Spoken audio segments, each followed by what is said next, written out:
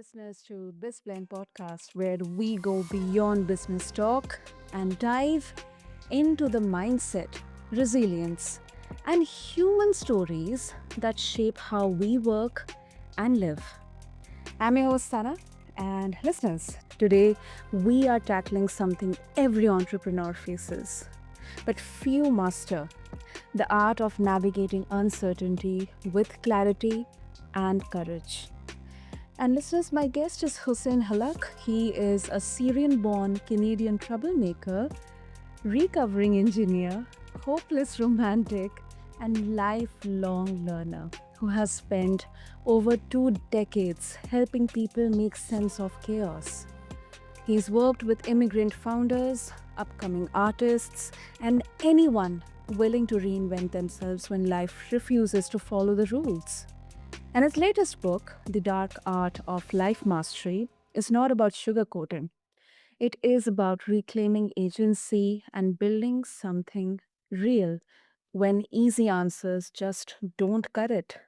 So, if you have ever felt like that you are stuck between your ambition, your passion, and your mental wellness, or if you have wondered how to stay grounded when everything's uncertain, this conversation is for you. So, Hussein, welcome to the show, and I'm really, really honored to have you here with us. Thank you very much for having me. That's such a great introduction. Thank you. I'm loving it. I'm gonna use it. Thank you, Hussein. But it's definitely uh, uh, quite a lot of quite a journey in there, Hussein, and I think this definitely it is such an important part of your identity that I absolutely appreciate. And specifically, you have built a career in what you call making sense of chaos. Now, generally, our brains are naturally wired that it doesn't like much of changes. It fears chaos, and that's probably why we call it as a fight or flight mode we get into.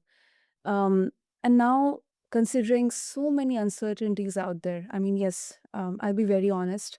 It may sound a bit of, cryptic, but we are in uncertain times. Economic crashes. We just had a pandemic. The global economy is a bit unstable. Um, there can be a failed product. Companies are laying off. Companies are closing, or there could be a personal crisis. So, um, I would love to know what's your first step toward clarity? That's a great question. I would say it's important to open your eyes. It may sound extremely easy, but Mm. unfortunately, all of us live in our own heads. We live not in the world as it is. We live in the world as we perceive it. So it's our thoughts about the world that dominate our thinking, not the world itself. So it may sound easy. It is simple, but it's definitely requires constant practice to Yeah. open our eyes and really look at the world as it is. And this may seem like good examples of that when I work with entrepreneurs in particular. An Mhm. entrepreneur is someone who has most entrepreneurs have a grand vision of something they want to build, something they want to accomplish. And a lot of time that vision dominates their being. That's all they can think Mm. about. And it's extremely important because it drives them forward. However, Yeah. your vision of a successful company doesn't make the company successful. You have to look at reality. And in reality, you may be just at the first few steps. You're talking to customers. Some entrepreneurs listen to what they want to hear instead of listening to what actually people are telling them. So it's kind of like looking for the answers that we like rather than examining the answers as they are. So it may sound as something that is as simple and easy as opening our eyes and really start training ourselves to interact with the world as is and distinguishing between our thoughts about the world and the world as is. That is the first step to clarity. Hmm. Hmm. And does it mean that we can have all the answers? I mean, how do you explain to someone that clarity can still exist without certainty? Because, as you mentioned about, you know, uh, I would, as an entrepreneur, I would be more, I would love to hear what I like, not what the actual reality is. So that's Exactly. kind of echo chamber that we kind of create. And there is such a, to me, I'll be very honest, because initially I used to think like this, that, I always used to get demotivated when somebody criticized me, constructively criticized me, or I was not much of a likable person in terms of how would I react to if somebody is definitely trying to point out my mistake. But then gradually with the, time, with experiences, with maturity, I have adopted this practice to, if I'm wrong, then yes, I'm wrong. I have made a mistake and I will rectify. I will learn from those mistakes. I will rectify. But then it's such a dangerous position to be in your echo chamber. So how would you explain to someone that clarity can still exist without certainty? Clarity definitely doesn't mean certainty, because certainty means knowing what's going to happen, how it's going to happen, where it's going to happen. So knowledge gives you certainty. For example, I know the house that I'm in right now is built well. I have, let's say, the information needed for us to join this meeting. That gives certainty. Information, knowledge about something gives a level of Mhm. certainty. There is no absolute certainty. There is a level of certainty. For example, I don't know that the next minute an earthquake is going to happen and the house that I'm in that looks very solid can completely collapse. I don't know that, but I know enough certainty for me to sit in this house and be certain that I'm, you know, almost as safe as I can be, considering that I don't control the future. So, but if I start living in my own thoughts about, I am, nothing bad is ever going to happen, then that lie that I say, and sometimes it's important or comfortable to live in our own lies, but and that's okay if that's your choice. But as long as it's a conscious choice, I choose sometimes to say, nothing bad's going to happen if I don't deliver this task on time. Mhm. Um, Mhm. uh, Now, can I be certain? No, I don't know how the client's going to react, but I can tell myself this so I can comfortably, let's say, relax. Let's say for half an hour, I can say to myself, if I delay for half an hour, nothing's bad's going to happen. I can take a few steps forward and say, well, I don't control how the client sees it. This is where clarity starts to show up, because the first is my own thought about the thing. I'm going to delay it for half an hour. Nothing bad's going to happen. That's my own thought. I know I'm going to Mhm. delay it for half an hour because it's a choice, but my choice to believe nothing's going to happen is my own choice. So instead of doing that, I can move one step towards clarity and I can say, well, I don't control how the client's going to react or how the other party that is waiting for this is going to react. So why don't I take it? I remove that certainty and say, I don't know how they're going to react. I want to delay it for half an hour, and it's important for my health or my relaxation, or it's just a choice that I want.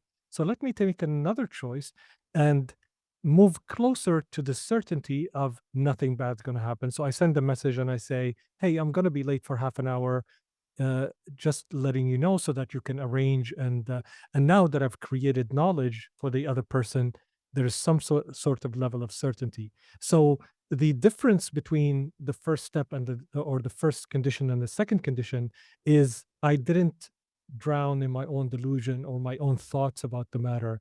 I actually looked at the matter with clear eyes, and I knew what I can control and what I can't control, and then I took some steps towards making sure that that exists. It may seem like a simple example, but if you start training yourself, and that's my whole conversations with entrepreneurs, is what we concern ourselves with is big things, finding the love of our lives, finding purpose, and all of these things that are big. And what happens is, and those are important things, don't get me wrong, but what happens is when we're engaged in big things, they're always happening over a long period of time that gives us the excuse to not take any meaningful steps. But if we Mm. engage in simple, radical actions every day, like I don't, I know I need to find my purpose for my life, but that's over the span of 20 years.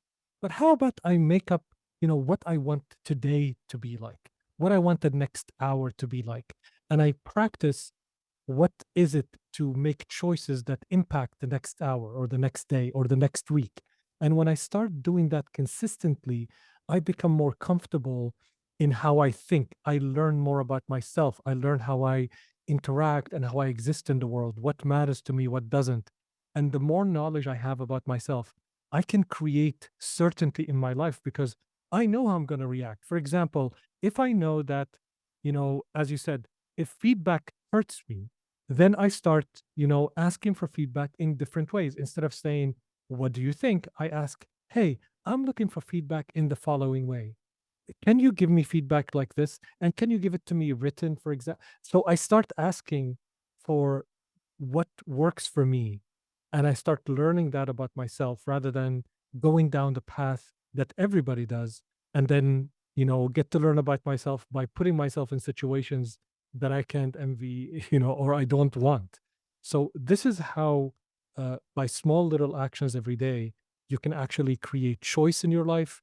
You can learn more about yourself, and you can get closer to certainty as much as that is possible. There will be always uncertainty in life. That is life in a nutshell. Absolutely, absolutely. We It's nothing of a patronizing for our listeners, but what I've learned is we should be embracing the thought of dealing with contingencies, and the outputs may not be favorable. We may not have the perfect plan, but then let's have a plan A, then plan B, or plan C. Um, and you know, we have seen such a global level event happening. I mean, it's such a uh, you know it was a catastrophic event, but at the same time it also brought so, I mean, like, elephantine amount level of transformation in so many people's lives. People have actually understood the value of work life harmony, or they have understood value of holistic wellness, of having their loved ones with them, trying to understand their purpose. I think uh, it's kind of a opportunity in adversity. Yes. There will always be, I mean, events in the world that we have zero control over. Right now, climate change is kind of, Yes.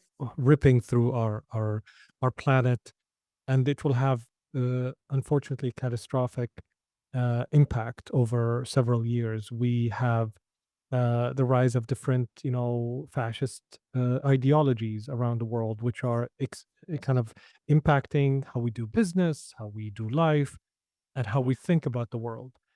What matters is what you can, let's say, what your choices, because is you can't control these kind of things. Things are going to happen, and things are always going to happen that you have zero control over.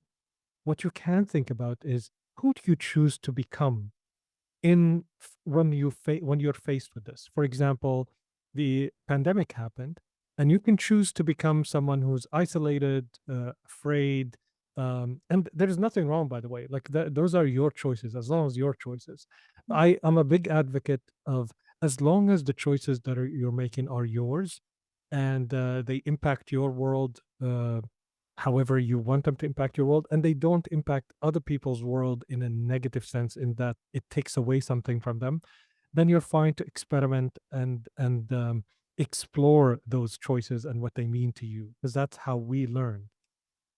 But Mm. if who you choose to become really is needs to mean something for you, because a lot of times we're trained and we are let's say, nurtured into becoming or acting in ways that adhere to social norms, adhere to cultural kind of background, adhere to how we want the world to perceive us. But I would argue that the most important thing is how we perceive ourselves. who are you, and who do you want to become in your own eyes? These are the key Mhm. questions we don't really ask. We are so busy trying to appeal to a world that doesn't care about us and doesn't even recognize we exist. And we have to work sometimes years, to become recognized by a certain group or a wider group. And we consider that success. And that can come as number of followers, how much money you have, where do you live, all the kind of things that are social proof to prove to others that here I am successful, or I have, made it, and I have achieved something. So recognize me for it, even showing up on podcasts and stuff like that. But the key Yeah. question that we forget, and sometimes we take a long, long time. You see someone, let's say, reaching 40s or 50s, or sometimes at the deathbed, considering what have I really lived the life I want? Have I really lived the life of my choosing? And most of the time, people haven't, because we're influenced by how other people measure success, how the collective measure success. So that is, I would argue that it's the most important question that you need to ask. What matters really to you? What is the one thing that matters most than anything else to you? And if you don't know it, that's the thing that you need to get busy discovering what that means. Totally, totally. And here also a few of listeners would say, but I mean, yeah, of course, um, uh, we success isn't something that can be externally or should be externally validated, or someone else's, you know, uh, metrics or expectations. But then, uh, you know, can meaning and money truly coexist? 100%. Money Mm. is nothing. There's nothing wrong with money and having toys and stuff like that around, and the stuff that you care about. Nobody can tell you what you should care about. That's what makes us so special and individual. Um, and that's fine as long as it is your choice, as long as you didn't fall into, the path of that's what others value and therefore I should value. A lot of times, that's, in my opinion, the main reason why we see people that are lost, people that are supposed to have everything and they behave as if they have nothing. I'll give you an example. I mean, we can use a very, very prominent example. Elon Musk is the richest man in the world. Has Mhm. has I would say 7 years ago or so, or maybe even before the pandemic, he was seen as the real life Iron Man.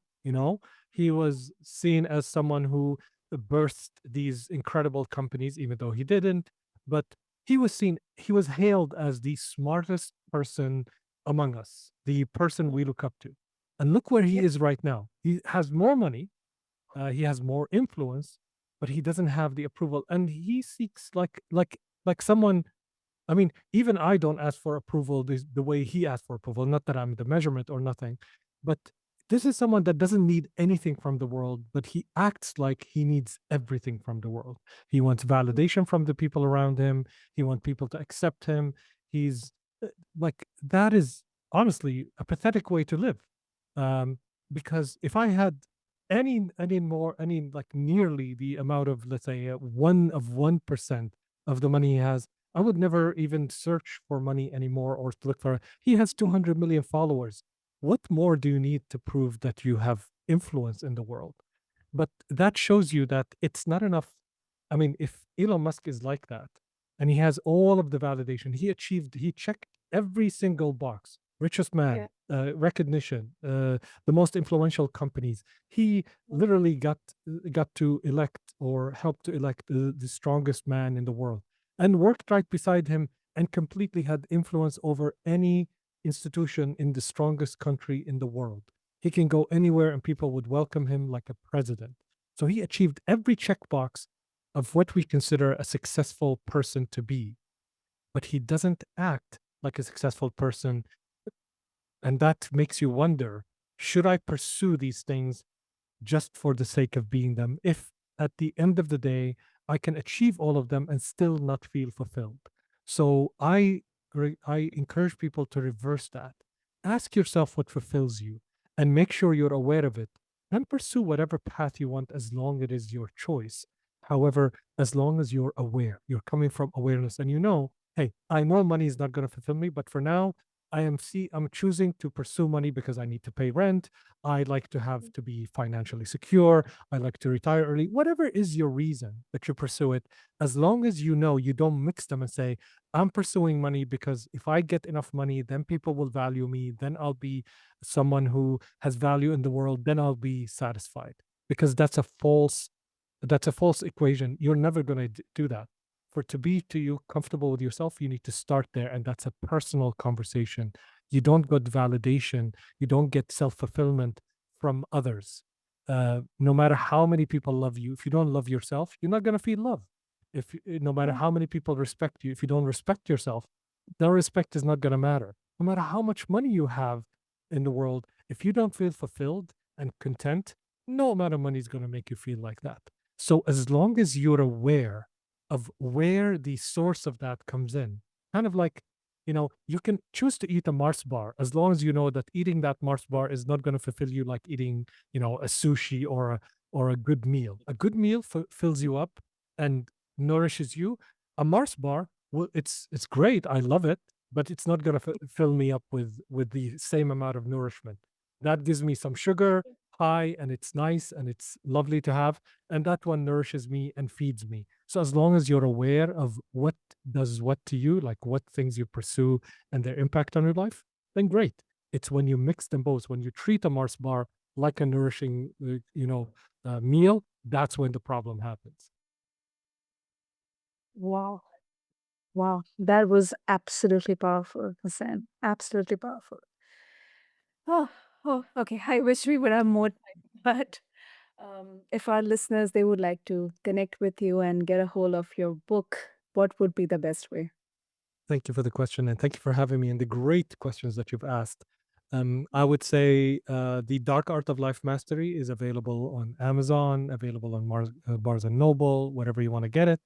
And you can find me at HusseinHallak.com or search Hussein Hallak on Google. I'm probably the only person as known with that name. There is somebody else. There are some other people with the name, but very few. So search Hussein Hallak or go HusseinHallak.com or The Dark Art of Life Mastery. And thank you very much for having me. Absolutely. Thank you. Thank you, Hussein. And I'll make sure to have all the links in the show notes. And I'm so thankful to you for cutting through the noise and really showing us that clarity and courage, they aren't abstract ideals. They are daily practices, especially when the ground beneath you is shifting. So thank you so much. Thank you very much, Sana. I appreciate you. To all the listeners out there, you know what? Uncertainty is not the enemy, it is the landscape. Your job is to navigate it with intention, protect your mental space, and build a life that's as meaningful as it is successful for you, to you. And to connect with Hussein and explore his work, including his new book, just refer to the show notes along with this episode. And until then, this is BizBlend, and I'm your host, Sana, reminding you that courage isn't about not being afraid. It is about deciding what matters more than fear. Thank you.